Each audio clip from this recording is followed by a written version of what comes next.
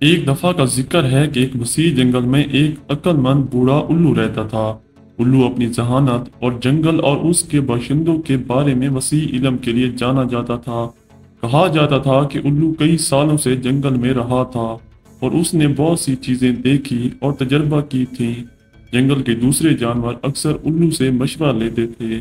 جب انہیں کسی مسئلے میں مشورہ مدد کی ضرورت ہوتی تھی، الو تحمل سے سنتا اور پھر دانشمندانہ اور سوچ سمجھ کر مشورہ دیتا۔ اس کا مشورہ ہمیشہ معقول تھا اور جانوروں کو ان کے مسائل کا حل تلاش کرنے میں مدد کرتا تھا۔ ایک دن ایک نوجوان لومڑی ایک مسئلہ لے کر الو کے پاس آئی۔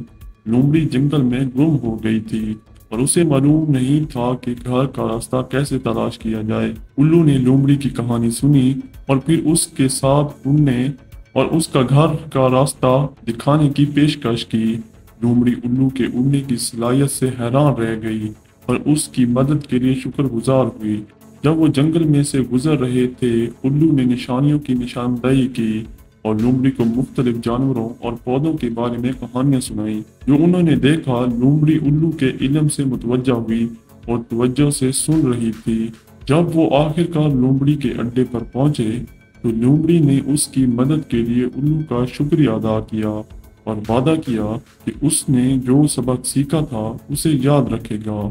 لومڑی کے والدین کو اپنے بچے کو محفوظ اور صحت مند دیکھ کر سکون ملا اور انہوں نے بھی الو کی حکمت اور مہربانی کا شکریہ ادا کیا۔ اس دن سے لومڑی اکثر الو کے پاس جاتی اور اس کی کہانیاں سنتا۔ الو کی حکمت اور علم نے لومڑی کو جنگل اور اس کے باشندوں کو سمجھنے اور ان کی تعریف کرنے میں مدد کی تھی۔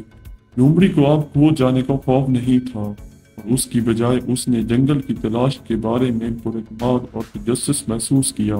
عقل مند بوڑھا الو جنگل میں بہت سے جوان جانوروں کے لیے ایک سرپرست اور رہنما بن گیا اور اس کی حکمت اور علم نسل در نسل منتقل ہوتا رہا۔ جنگل میں الو کی موجودگی وہاں رہنے والے تمام جانوروں کے لیے سکون اور رہنمائی کا باعث تھی۔